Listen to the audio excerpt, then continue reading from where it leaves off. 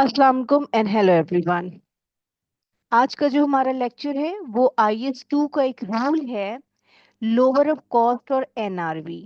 तो हम देखेंगे कि ये रूल क्या होता है, लोअर ऑफ कॉस्ट और NRV। और फिर हम एक एग्जाम्पल करेंगे और हम देखेंगे कि इन्वेंट्रीज को कैसे वैल्यू करते हैं।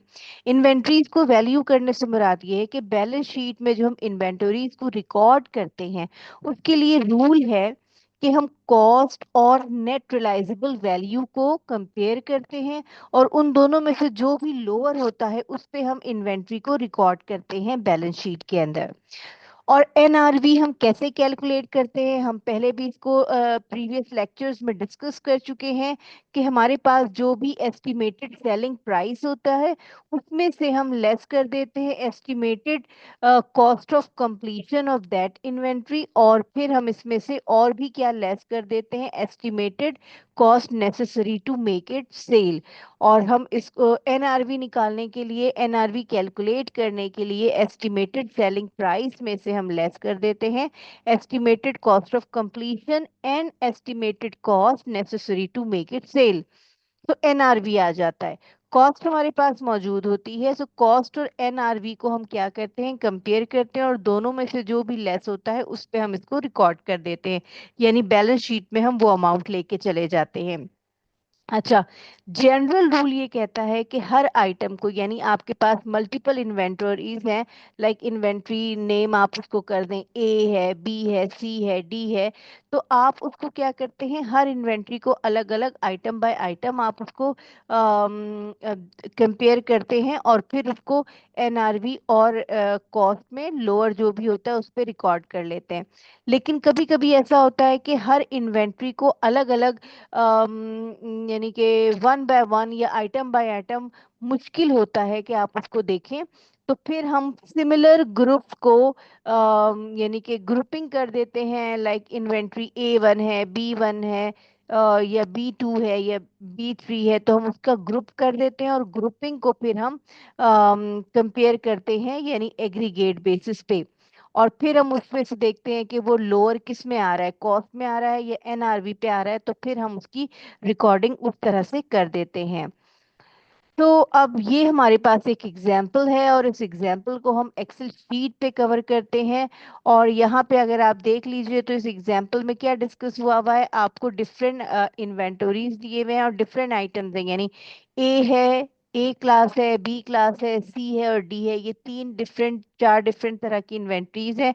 हर एक के नंबर ऑफ यूनिट्स दिए हुए हैं, इनकी कॉस्ट गिवन है और फिर इनकी NRV है, यानी NRV नेट रिलाइजेबल वैल्यू आपने कंप्यूट नहीं करना है, इसमें NRV गिवन है। तो आपने वैल्यू ऑफ इन्वेंटरी का मतलब है कि वो वैल्यू जिस पे वो बैलेंस शीट में रिकॉर्ड होती है। तो वैल्यू ऑफ इन्वेंटरी कैलकुलेट करना है और इन दोनों में से यानी कॉस्ट और NRV को कंपेयर करना है और इसमें से जो भी लोअर होगा उस पे हमने इन्वेंट्री रिकॉर्ड कर देना है। तीन डिफरेंट मेथड हैं आइटम बाय आइटम, यानी कि हम इसमें वन बाय वन देखेंगे, ईच एंड एवरी आइटम को सेपरेटली हम कंपेयर करेंगे, कॉस्ट को और NRV को, और फिर हम इसको रिकॉर्ड कर देंगे। दूसरा हमारे पास जो यहाँ पे मेथड आ रहा है वो आ रहा है एग्रीगेट बेसिस पे। एग्रीगेट बेसिस का मतलब ये है कि हम इसको बजाय आइटम बाय आइटम के, यानी वन बाय वन के बजाय हम क्या करेंगे, टोटल को करेंगे, यानी कि हम कंपेयर करेंगे टोटल कॉस्ट को और कंपेयर करेंगे टोटल NRV को, और जिसकी वैल्यू लोअर आ रही होगी, क्योंकि रूल ये है लोअर ऑफ कॉस्ट और NRV, उस पर रिकॉर्डिंग करनी है, तो जो लोअर आ रही होगी उस पे हम इन्वेंट्री रिकॉर्ड कर देंगे। और थर्ड वन है एग्रीगेट बाय कैटेगरी बेसिस पे। कैटेगरी बेसिस पे यानी कि अब यहाँ पे नजर आ रहा है we have three four different categories, A है एक इन्वेंट्री, एक B है, एक C है और एक D है। तो कैटेगरी वाइज हम इसको कंपेयर करेंगे और हम देखेंगे कि हमने इस पे इसकी रिकॉर्डिंग किस तरह से करना है। सो यही प्रॉब्लम हमारे सामने मौजूद है एक्सेल शीट पे। और एक्सेल शीट पे हम सबसे पहला जो इन्वेंट्री रिकॉर्डिंग हम करने लगे हैं, ए पार्ट हम करने लगे हैं, और ए पार्ट क्या है कि वैल्यू ऑफ इन्वेंट्री हम कैलकुलेट कर रहे हैं। और ये जो वैल्यू ऑफ इन्वेंट्री हम कैलकुलेट कर रहे हैं ये हम कर रहे हैं आइटम बाय आइटम बेसिस पे। यानी वन बाय वन हम देखेंगे। सो अब ये दोनों आपकी कॉस्ट है, अब आप ये देख लीजिए, ये कॉस्ट है और ये एनआरवी है। सो पहली क्लास जो A1 2 3 है, इनमें से लोअर हमारे पास क्या है? इनमें से लोअर हमारे पास है 4,000 और 5,000 रुपीज में से क्या लोअर है? कॉस्ट लोअर है, यानी कि हमारे पास 4,000 आ रहा है। सो रूल है लोअर ऑफ कॉस्ट और एनआरवी। सो पहले में हमारे पास लोअर है 4,000, ये कॉस्ट आ रही है, तो 4,000 ये एक यूनिट की कॉस्ट है, और हमारे पास नंबर ऑफ यूनिट्स कितने हैं? 500 हैं। सो 500 से हम मल्टीप्लाई कर देंगे, यानी दोनों में से जो लोअर है। सो पहले केस में हमारे पास लोअर जो आ रहा है वो कॉस्ट आ रही है, तो हमने इसको कॉस्ट पे रिकॉर्ड कर दिया है। इसी तरह आप यानी कि यहाँ पे देख लें, यहाँ पे कॉस्ट है। सेकेंड इन्वेंट्री में हमारे पास एनआरवी लोअर है। थर्ड इन्वेंट्री में हमारे पास फिर कॉस्ट लोअर है। फोर्थ में एनआरवी है, फिर कॉस्ट है, फिर एनआरवी है, फिर कॉस्ट है, और फिर एनआरवी है। सो जो भी लोअर होगी हम उस पे रिकॉर्ड करते जाएंगे। सो और ये एक यूनिट है, ये देखिए पर यूनिट की कॉस्ट है। तो टोटल कॉस्ट निकालने के लिए हमें इसके रिस्पेक्टिव जो यूनिट्स दिए हुए हैं उससे हमें मल्टीप्लाई करना होगा। सो जो सेकंड टाइप ऑफ इन्वेंट्री है उसमें कॉस्ट लोअर कितनी आ रही है? 3,000 आ रही है। और इस 3,000 के आगे नंबर ऑफ यूनिट्स कितने दिए हुए हैं? 500 यूनिट्स दिए हुए हैं। सो इसको हमने 500 यूनिट से मल्टीप्लाई कर दिया। इसी तरह नेक्स्ट इन्वेंट्री में आप देख लिए 500 लोअर कॉस्ट है, तो 500 को मल्टीप्लाई कर दिया। इसके यूनिट्स कितने हैं? इसके यूनिट्स हैं 600। इसी तरह नेक्स्ट में हम जाएंगे, नेक्स्ट में दोनों को अगर हम कंपेयर करें कॉस्ट और एनआरवी को, तो एनआरवी लोअर आ रही है जो कि 590 है। इसको मल्टीप्लाई कर देंगे इसके यूनिट से, जो कि कितने यूनिट्स दिए हुए हैं? 300 यूनिट्स दिए हुए हैं। इसी तरह अब हम नेक्स्ट में आगे, नेक्स्ट में हम देखें एनआरवी और कॉस्ट को अगर हम कंपेयर करें तो कॉस्ट लोअर आ रही है, और कॉस्ट कितनी आ रही है? कॉस्ट आ रही है 700। इसको हम मल्टीप्लाई कर देंगे इसके यूनिट से। यूनिट्स कितने हैं? 800 यूनिट्स है, यानी हम कॉस्ट और एनआरवी को कंपेयर करने के बाद लोअर पिक कर रहे हैं, और उसके बाद उसके नंबर ऑफ यूनिट से मल्टीप्लाई कर रहे हैं ताकि हमें टोटल कॉस्ट पता चल जाए। सो ये 720 हमारे पास लोअर है, और इसको हमने मल्टीप्लाई कर दिया, इसके यूनिट्स कितने हैं? 400 यूनिट्स है। इसी तरह हम नेक्स्ट में आ गए, और नेक्स्ट में 300 और 370 को अगर हम कंपेयर करें तो 300 हमारे पास लोअर है, और 300 ही हमारे पास यूनिट्स है। और लास्ट में आप देखिए 200 और 190 में लोअर कौन सा है? 190 लोअर है। इसको हमने मल्टीप्लाई कर दिया 700 नंबर ऑफ यूनिट से। तो अब हम इसको हम टोटल कर लेंगे, और जब आप इसको टोटल करेंगे तो आप देखेंगे कि ये 5048,000 आ रहा है, यानी कि 5,048,000 रुपीज आ रहा है। और यही आपकी वैल्यू ऑफ इन्वेंट्री है, हमने दिस वन। सो इसको हम हाईलाइट कर देते हैं, और ये आपकी आ गई value of inventory.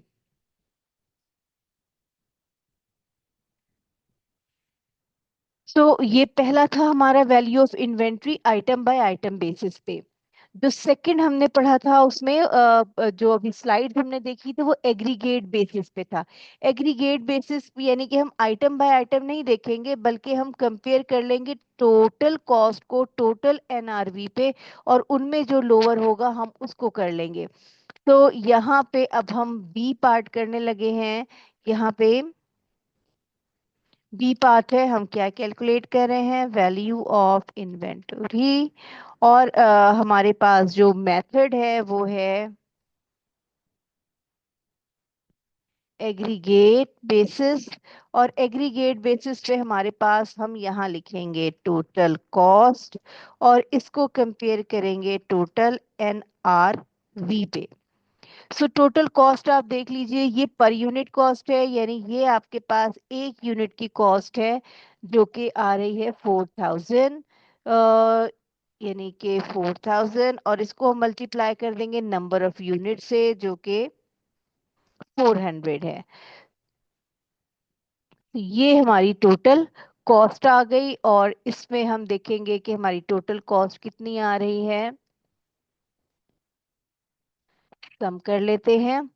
So this is your total cost, और इसको हम कंपेयर करेंगे टोटल एनआरवी से। सो एनआरवी हमें ये दी हुई है पर यूनिट, यानी ये दिया हुआ है हमें 5000, और इसको हम मल्टीप्लाई कर लेंगे नंबर ऑफ यूनिट से जो कि हमें दिया हुआ है 500। सो बी 4 कॉलम को हम मल्टीप्लाई कर लेंगे। तो यहाँ पे हमारे पास एनआरवी आ रही है, और एनआरवी का हम टोटल कर लेंगे।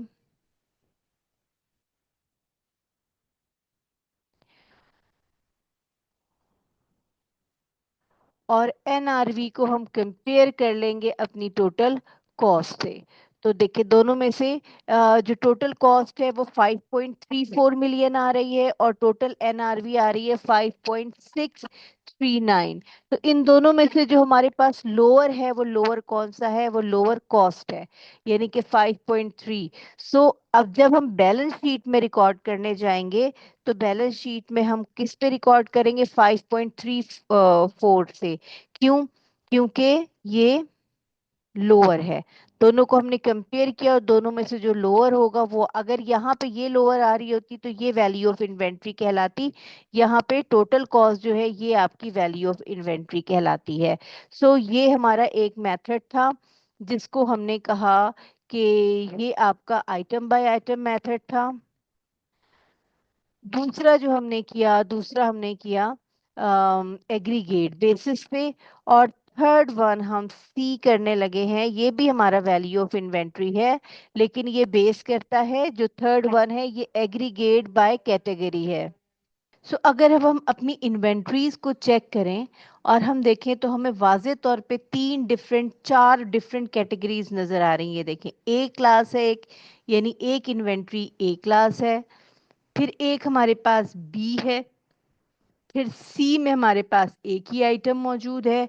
और फिर डी में हमारे पास, यानी कि बज़ाहिर हमें ये 4 डिफरेंट कैटेगरीज नजर आ रही हैं। सो एग्रीगेट बाय कैटेगरीज मेथड तब यूज होता है जब हम इसमें कैटेगरी वाइज देखें कि कॉस्ट कितनी आ रही है और एनआरवी कैसे आ रही है और कितनी आ रही है। सो हम यहाँ पे स्टार्ट करते हैं। सबसे पहले हम कैटेगरी बना लेते हैं। सो कैटेगरी वन हमारे पास है A123 और A234। और इसमें हम देखेंगे कि हमारे पास कॉस्ट कितनी आ रही है और एनआरवी कितनी आ रही है। यहाँ पे पर यूनिट गिवन है तो हम पर यूनिट नहीं लेंगे, बल्कि हम टोटल कैलकुलेट कर लेते हैं। जैसे 4000 पर यूनिट है, multiply by 500 units. So 4000 multiply by 500 units. इसी तरह अगर हम कॉस्ट A234 की निकालें तो हमारे पास कॉस्ट है 3500 एक यूनिट की कॉस्ट, और मल्टीप्लाई हम कर देंगे कितने यूनिट्स इसके मौजूद हैं, इस कैटेगरी में 500 यूनिट्स मौजूद हैं। सो ये हमारे पास कॉस्ट आ गई ए कैटेगरी की। इसी तरह अगर हम ए कैटेगरी की एनआरवी निकालें तो 5000 एनआरवी आ रही है, और यूनिट्स कितने मौजूद हैं, 500 यूनिट्स हैं। सो इसको हम मल्टीप्लाई कर देंगे 500 यूनिट से। इसी तरह अब अगर हम बात करें A234 की तो दो एनआरवी कितनी आ रही है, यहाँ पे एनआरवी हमारे पास आ रही है 3000, और इसकी जो कॉस्ट आ रही है, इसके जो यूनिट्स आ रहे हैं वो कितने आ रहे हैं, 500। सो 500। सो अब आप देखें यहाँ पे हमारे पास जो हम कंपैरिजन करने जा रहे हैं, हम ये देखेंगे कि दोनों में से हमारा लोअर कौन सा है। सो यहाँ पे अगर आप देखें, इसको हम सम कर लेते हैं तो ये सम आ रहा है कॉस्ट का कैटेगरी वाइज, और ये सम आ रहा है एनआरवी का category wise. So category wise अगर आप देखें तो हमारे पास मौजूद है कॉस्ट 3.75 मिलियन, और अगर हम एनआरवी देखें तो एनआरवी 4 मिलियन है। रूल क्या है, रूल ये है लोअर ऑफ कॉस्ट और एनआरवी।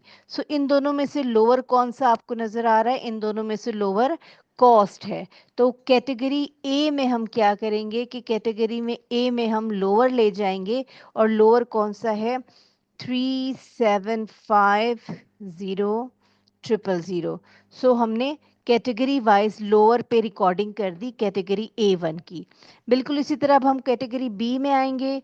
बी हमारे पास 345 है, बी हमारे पास 456 मौजूद है। सो इसी तरह हम कॉस्ट कैलकुलेट करेंगे टोटल। तो कॉस्ट आप देख लीजिए कि ये 500 दी हुई है एक यूनिट की कॉस्ट, और 600 यूनिट्स हैं। सो 500 को हम मल्टीप्लाई कर देंगे 600 से। सो ये हम क्या कैलकुलेट कर रहे हैं, ये हम कॉस्ट कैलकुलेट कर रहे हैं कैटेगरी बी की। इसी तरह ये 600 है और 300 यूनिट्स हैं। सो 600 को हम मल्टीप्लाई कर देंगे 300 यूनिट से। सो ये हमारे पास टोटल कॉस्ट फाइंड आउट हमने की कैटेगरी बी की। कॉस्ट कैलकुलेट करने के बाद कैटेगरी बी की अब हम एनआरवी कैलकुलेट कर रहे हैं, और अगर आप एनआरवी देखें तो ये 550 एनआरवी है, 600 यूनिट्स हैं, यानी 550 मल्टीप्लाई बाय 600। इसी तरह ये यहाँ पे एनआरवी है 590, और मल्टीप्लाई बाय हम कितने यूनिट्स यहाँ पे मौजूद हैं 300। सो 300 से हम मल्टीप्लाई कर देंगे तो हमारे पास एनआरवी आ जाएगा। और अगर हम एनआरवी देखें, सो हमारे पास, हम इसको टोटल करते हैं एनआरवी। सो 507 आ रहा है। इन दोनों में से हम कंपेयर करेंगे जो भी लोअर है, क्योंकि रूल हमारा है लोअर ऑफ कॉस्ट और एनआरवी। तो कॉस्ट हमारे पास लोअर आ रही है और कॉस्ट हमारे पास ये आ रही है 480 आ रही है। सो हम इन दोनों में से लोअर की वजह से 480 हम ले जाएंगे। सो 480 पे हमने इन्वेंट्री रिकॉर्ड करनी है या वैल्यू ऑफ इन्वेंट्री कैलकुलेट करनी है। इसी तरह हमारे पास कैटेगरी सी आ गई है, जिसमें सी 345 मौजूद है। और अगर हम इसमें देखें तो हमारे पास एक ही आइटम है जिसमें हमारे पास कॉस्ट आ रही है 700 पे आ रही है। ये देखिए तो 700 पर यूनिट कॉस्ट है, और टोटल यूनिट्स कितने हैं 800 यूनिट्स हैं। लाइकवाइज अगर हम एनआरवी की बात करें तो एनआरवी हमारे पास कैटेगरी सी में कितना है 750। सो यहाँ पे हम ले जाएंगे 750 और इसको मल्टीप्लाई कर देंगे। इसकी जो कॉस्ट आ रही है, इसके जो नंबर ऑफ यूनिट्स आ रहे हैं वो हैं 800। सो इन दोनों को अगर आप कंपेयर करें, सो इन दोनों में से जो हमारे पास लोअर आ रहा है वो लोअर कॉस्ट पे आ रहा है, यानी 560 इज द लोअर। तो हम इस 560 को आउटर कॉलम में ले जाएंगे, और यहाँ पे अब हमारे पास आ गया 560। और लास्ट कैटेगरी हमारे पास मौजूद है। So last category category D है। सो डी में हमारे पास है D 456, then D 345, then D 789। So D में अब हम देखते हैं हमारे पास ये टोटल कॉस्ट मौजूद है। सो ये हमारी कॉस्ट है, और इसको हम नंबर ऑफ यूनिट से, यानी कि ये यूनिट्स दिए हुए हैं, इससे हम मल्टीप्लाई कर देंगे। सो वन बाय वन हम करते हैं। पहला हमारे डी की कैटेगरी में कॉस्ट आ रही है 800, और इसके आगे यूनिट्स 400 हैं। देन डी की कैटेगरी में कॉस्ट हमारे पास 300 आ रही है, और नंबर ऑफ यूनिट्स भी हमारे पास 300 ही हैं। और लास्ट कैटेगरी में कॉस्ट आ रही है 200, और नंबर ऑफ यूनिट्स हमारे पास हैं 700। सो ये हमने इससे मल्टीप्लाई किया, और कॉस्ट को फिर अब हम टोटल कर देंगे। जो टोटल हमारे पास कॉस्ट आ रही है वो 5,50,000 आ रही है। अब हम इसको कंपेयर करेंगे एनआरवी से। सो एनआरवी अगर हम देखें तो हमारे पास जो एनआरवी मौजूद है वो मौजूद है 720, 370 और 190, और ये नंबर ऑफ यूनिट्स हैं, इससे हम मल्टीप्लाई कर देंगे। सो एनआरवी हम कैलकुलेट करते हैं। एनआरवी में हमारे पास है 720 मल्टीप्लाई बाय 400। ये अब हम कैटेगरी वाइज कंपेयर कर रहे हैं। सो 370 मल्टीप्लाई बाय 300, और लास्ट में है 190 मल्टीप्लाई बाय कितने यूनिट्स हैं हमारे पास 700 यूनिट्स हैं। और इनको जब हम ऐड कर लेंगे तो हमारे पास एनआरवी का जो सम आ रहा है वो 532 आ रहा है।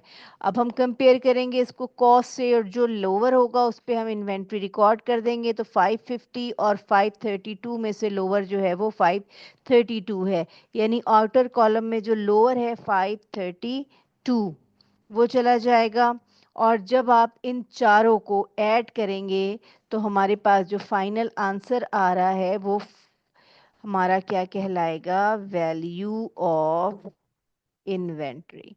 यानी कि ये हमने वैल्यू ऑफ इन्वेंट्री कैलकुलेट की है। This would be your final answer in the case of value of inventory aggregate by category. यानी कि कैटेगरी वाइज हमने इन्वेंट्री की वैल्यू कैलकुलेट की है। तीनों में हमारे पास अलग अलग आ रहा है। अब हम इसको अगर देखें तो एक में हमने क्या किया, पहला मेथड जो हमारे पास था value of inventory item by item, उसमें हमने हर इन्वेंट्री को अलग अलग कंपेयर किया, कॉस्ट को और एनआरवी को, और जो लोअर था उस पे हमने रिकॉर्ड कर दिया।